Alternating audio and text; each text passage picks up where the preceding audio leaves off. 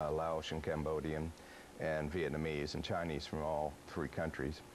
And then from there, I applied for the United Nations volunteer program, which is a little bit like Peace Corps, except that they have a little higher standard for who they take. They take people from all over the world. They pay a little better, actually.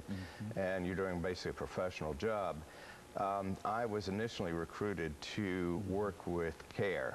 You've heard of CARE, of course. They were, in fact, ELU CARE, Emergency Logistical Unit of CARE, to distribute food. And to make a long story short, I was transferred into another program where I was a program officer, and I was sent out to do the work of basically work that UNHCR couldn't get their own people to do. Right. They had to set up and build and manage a field office, and also provide some services and try to coordinate the work of different voluntary agencies that were working in this particular area of Somalia where I was working.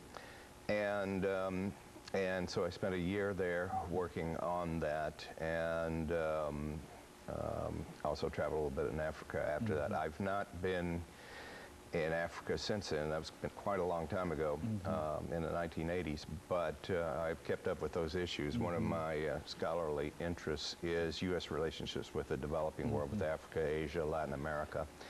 You know, of course, Somalia is quite a bit in the news right now, and I can tell you there's a lot more to it than the pirates. Okay, well, as a matter of fact, that's why we would like to talk to you. We wanted to talk to you in order to understand, essentially, over the last minute that we have before our first commercial break, what we'd like to do is to sort of understand exactly what is going on in Somalia, and some of the economic, political conditions and situations that have created the situation for these individuals to get out on the ocean and look for